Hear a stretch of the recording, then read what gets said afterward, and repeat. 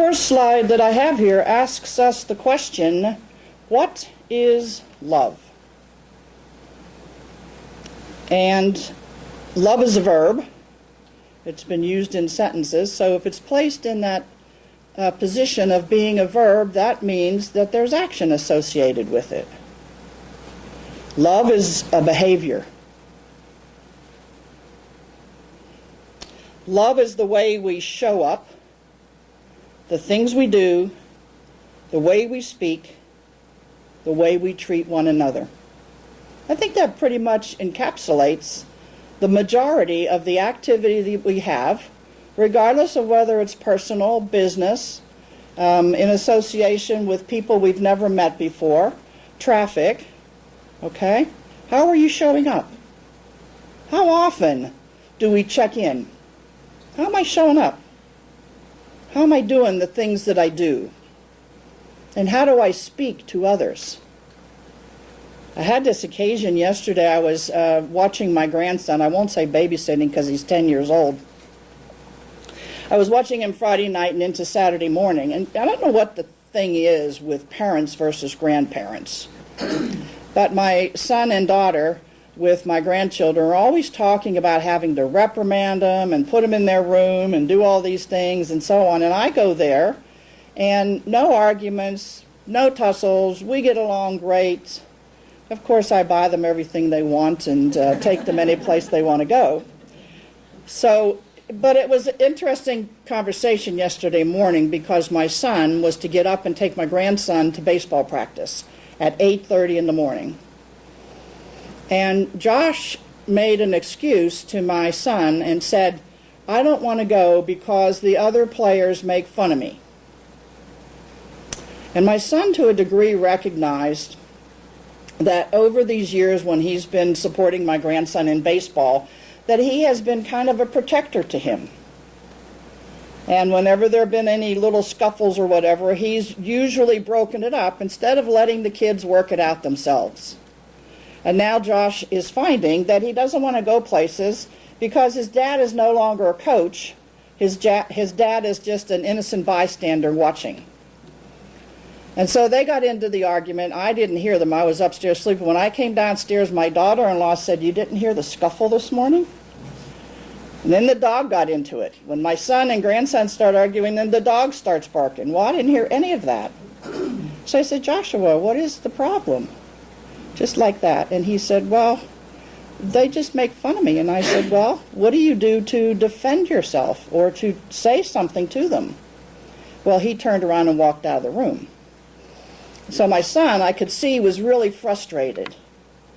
And I said to him, sweetheart, there are ways to sit and talk that don't project that he's done something wrong or that he's in the wrong.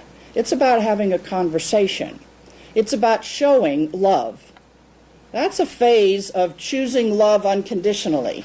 I know without a shadow of a doubt that my son loves my grandson. And we all know that we all love our children, and we find times when it becomes irritating. Or am I the only one that's in that position? So we find love and the opportunity to express it in our family environments. We find it in our relationships, regardless of the level and the intimacy of those relationships. We find it within ourselves. We find it in business. We find love in animals. We find love in plants. Some might say that when you look at a plant, you're really seeing the beauty of the plant. But you can't see beauty without having love being the encompassing element. We see love in the earth, we see love in movies and on TV, and we see love in art. So love is everywhere present. It's being projected. Now the question is, when we have the subject of the many ways of love, and when I talk about choosing love unconditionally, what does that mean? What is the difference in the many ways of love? Is there a difference in the many ways of love? Are there many ways of love? So today I'm addressing unconditional, and next week our guest speaker is going to address it specifically in relationships. But when we go through unconditional and when she talks about the love in relationship, you'll see how we get to choose the level of love and expression. Are we going to make it unconditional, or are we going to make it with conditions? So I found this little cartoon, and I hope you can see it. It says, if you're using the Bible to hurt other people, you're using it wrong. And there are three gentlemen pounding the Bible onto this individual lying on the ground bleeding, and he appears to have the pride flag as a shirt. And below it says, love does no harm to its neighbor. Therefore, love is the fulfillment of the law. And that basically comes right out of Romans in the Bible. So if you're reading the Bible and you want to interpret what love is, love does no harm to its neighbors. We are all one another's neighbors. And when you begin to look at an individual and put a label on them, and when you put them into a different category of how you express that love, then that is love with condition. That is not unconditional love. In order to look at unconditional love, we need to allow ourselves to look at what unconditional love is. But before we go to the next slide, I want to read you this document. This is a poem that was written by an elderly man before he had died. And when he died, in a geriatric ward of a nursing home in Australia, they found this letter, or this poem. Its quality and content so impressed the staff that copies were made and distributed to every nurse in the hospital. One nurse took her copy to Melbourne and began to distribute it around. And before you knew it, the old man's sole bequest to posterity has since appeared in Christmas editions of magazines around the country and appears in magazines for mental health. There's also been a slide presentation made based on his simple but eloquent poem. This old man, with nothing left to give to the world, is now the author of this anonymous poem making its way across the internet. The title of the poem is called Cranky Old Man. What do you see, nurses? What do you see? What are you thinking when you're looking at me? A cranky old man, not very wise, uncertain of habit, with faraway eyes, who dribbles his food and makes no reply when you say in a loud voice, I do wish you'd try. Who seems not to notice the things that you do and forever is losing a sock or a shoe. Who, resisting or not, lets you do as you will with bathing and feeding, the long day to fill.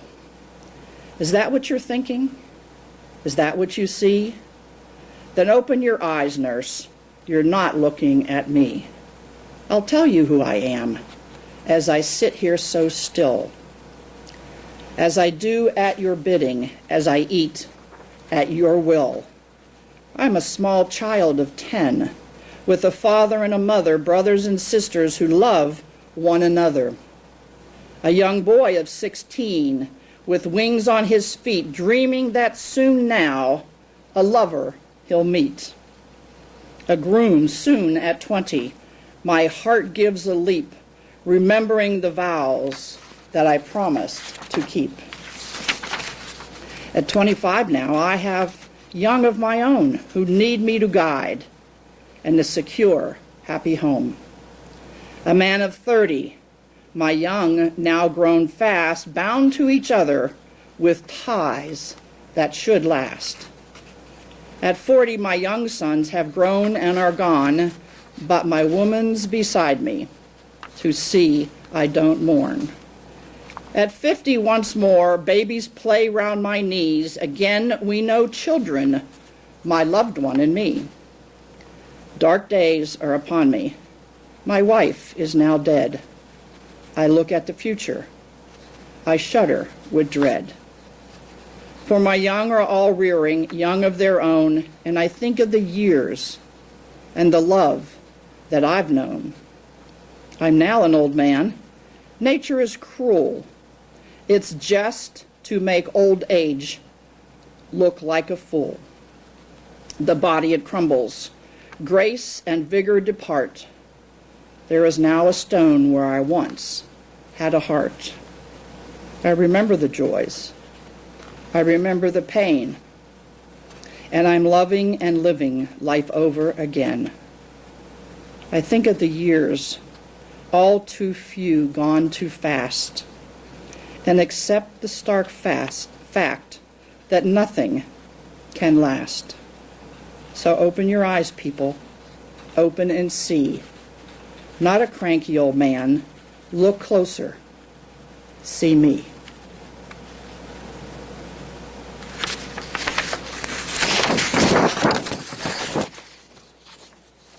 It's difficult for us to see people age. When we look at ourselves, sometimes we just want to curl up in a ball. But when we see others, especially in the position where this gentleman might have been in a nursing home, unable to stay at home and take care of himself, I have such regard and respect for people who go into the profession of caring for the elders because they still are people and they deserve to be treated and shown love. We have the opportunity to do that not only with individuals who have aged, or ourselves when we age, or our spouses when they age, and we get cranky with them when they can't do things for themselves, to remember they would if they could. So what is it really to have unconditional love, and to what degree can we really fulfill this? The word unconditional by itself means without conditions. That's easy enough to kind of figure out. Un means not. Condition, without condition. Without conditions, without judgments. Without limitations. Total and absolute. So when you think of how you come together with people that you meet and work with, and think about the frustrations that you have that you deal with. Think about some of the actions that your peers or your family choose and how that disturbs us. And we get all anxious. But predominantly, think about ourselves.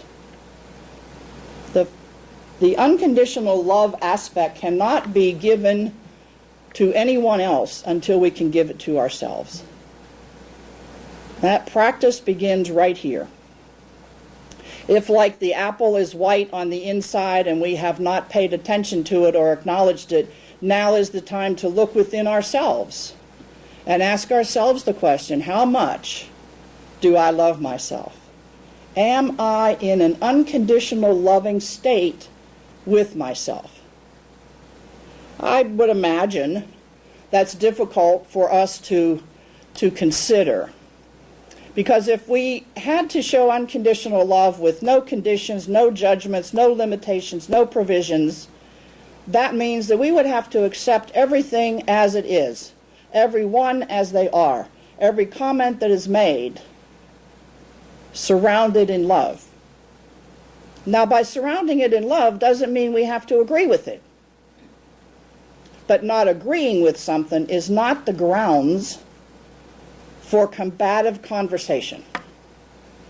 If you recognize that everyone is an individualized expression of God, and we are all unique, and we come with the tools and the skills that we grew up with, whatever role model influence we had, whatever education impact, whatever circles or locations or wherever we lived or however our environment was, we created the conditions of our life.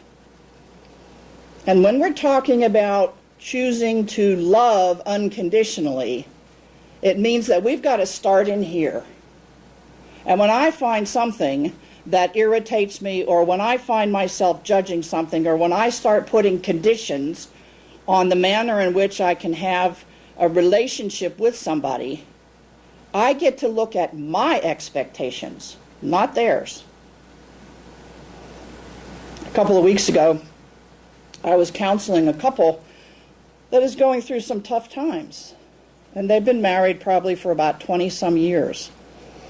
And when they were sitting there, the wife said to the husband asked the question, "Well, do you love me?" And I heard the wife say, "I love you, but I'm not in love with you." And I thought to myself, how is it that this individual is differentiating? I chose not to go into any kind of conversation about what unconditional love was, because they're having challenges being able to see eye to eye or agree that they can disagree. But that's what we do. We get into a romantic, and I'm sure Reverend Kathy next week will talk about it. We get into an intimate interaction with an individual. We get attracted. We get enamored. Okay, we see this person. We have fun. We do lots of wonderful, fun things. And then all of a sudden, when you get married, it seems like, I'm rushing things, but when you get married, it seems like, okay, now there are all kinds of conditions. And whether those conditions are expressed, the wife might expect the husband to take the garbage out. He doesn't know that. He doesn't take the garbage out. She gets angry because he didn't take the garbage out. You see how these thought processes that we have, if they're not expressed to one another, if we don't express what our needs are, what it is that we want, what it is that we'd like to experience in our loving relationship, then we're not going to get it. So one of the first things that we have to let go of, besides looking at things with conditions and limitations and provisions, is I found this other slide, and it's referred to as the Knots Prayer. And I know you really can't read that from back there, so I'm going to tell you what it says. It's spelled K-N-O-T-S, which means, you know, knots are usually string things you take apart. They're all tied together. But this is the N-O-T-S. Dear God, please untie the knots that are in my mind, my heart, and my life. Remove the have-nots, the cannots, and the do-nots that I have in my mind. Erase the will-nots, may-nots, might-nots that may find a home in my heart. Release me from the could-nots and the would-nots and the should-nots that obstruct my life.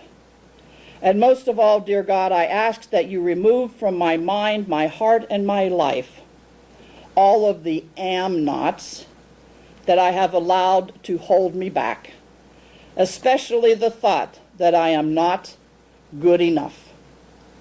Amen.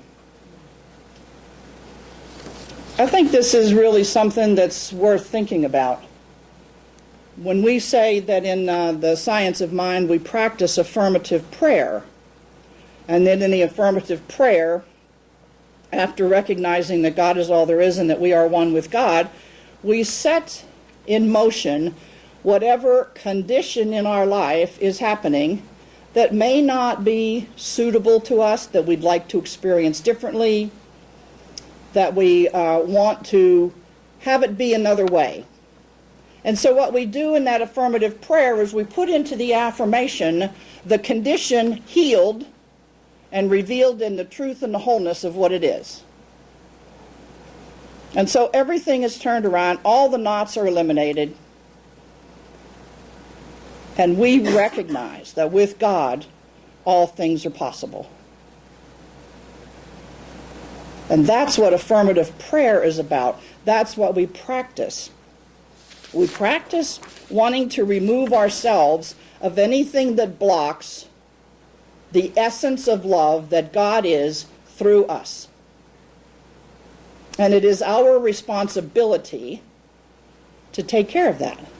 It's our responsibility to have the consciousness, the awareness, that's what the bracelets were about last week, that we look at how we're living our life, how we're choosing to make our decisions, and that we do it from love. We can have circumstances in our life. We can have loss in our life. We can have financial disarray in our life. That doesn't take away from the fact that we are one in God, and with God all things are possible. When people meet challenges, I don't know what it is, in our faith, people meet challenges and they don't come to church because they don't want people to see the trauma and the drama that's going on in their life. And that's exactly the time that we should go to church. That's exactly the time when we should surround ourselves with the people who have a familiarity with the essence and the nature of who we are so that we can be reminded. Practitioners are here to remind you of the magnificence of who you are, to remind you that with God all things are possible, to remind you that all interactions, when your consciousness is steeped in love, circumstances and situations turn around. So beyond all the knots that we have to let go of in our life, we have to also let go of some of these other things that I know we all have in our repertoire of activity. We have to let go of the comparing, the competing, the controlling, the judgment, the greed, the anger, the worrying, the blame, the guilt, the regrets. All of these elements are categorized under fear. When we feel we're not good enough, and when we have to, quote unquote, defend ourselves with other people, we use some of these tactics. Now, as I was looking at this and putting it together, we know that we live in a very competitive society. All sporting events set that up for us. And what do we want to teach the children growing up to be adults about competing and the difference between winning and losing, and that everybody is a winner? It's like Don Miguel Ruiz says, always do your best. So whether the score at the end of the game puts you on the top or below, if you've always done your best, you have nothing to be ashamed of. And that's the message that our children need to understand. Instead of that, it's better to win.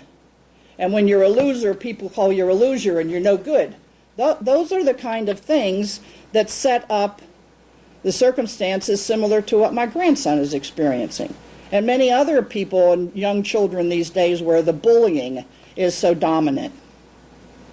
It's because those children need to understand the magnificence of who they are. That it's not about comparing them to anybody else, and it's about them doing the best that they possibly can. Now, there's a difference when we look at some of these words and when we say, you know, we get very something within us when certain situations happen. Some people associated with war circumstances, some with the economy, and it's a frustrating situation. And why is it frustrating? Because at some level we don't have a control over all of what's happening. And we shouldn't have control over all of what's happening. We only need to have control over ourselves and then decide for ourselves, what are we individually going to do to make a difference? To be for something and against nothing. Ernest Holmes said that in a sermon that he gave. Show me somebody who is for something. In other words, take a stand for what it is that you want to see or experience, and don't put it as if you want to get rid of something else. So be for something and against nothing. Do you understand that phrase? So when you look at a situation and you see there's something potentially inappropriate, a person is taking advantage of a child, you don't use judgment on the situation, you use discernment. You discern that it's an inappropriate thing. You maybe call the police to intervene. So there are circumstances when some of the things that we feel come up for us, we have to go to the love aspect. What would love do? What would love do in this situation? How can I bring the presence of love forward? What's my obligation to me to practice and recognize that I am the expression of God. And the essence of God is love. The last slide that I have really tells it all. You can spend a lifetime trying to be one with the Great Spirit, or simply focus on love and realize you already are.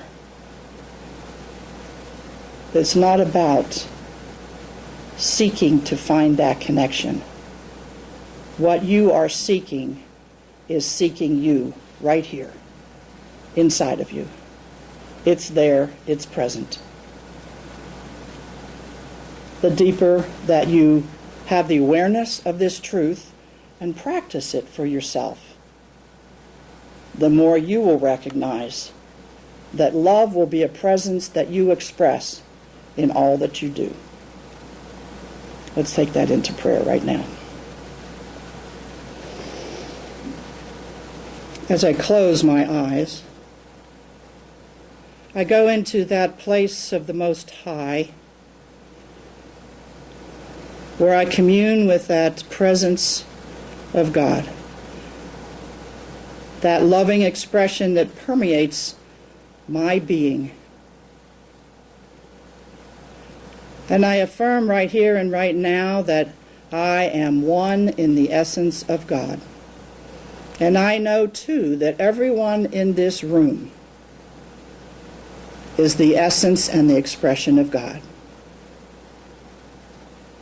And I know that as the knots are let go of, as we move away from judgment and fear, and we seek a place in love, that we will find ourselves feeling happy, harmonious, joy-filled, loving expressions of God. For that is what we are. So take a moment now as you place your hand over your heart and inside of yourself, silently say to yourself, I am the expression of God. And the essence of who I am is love. And breathe that in and remind yourself when opportunities present themselves for you to shift into the unconditional mode of choosing love.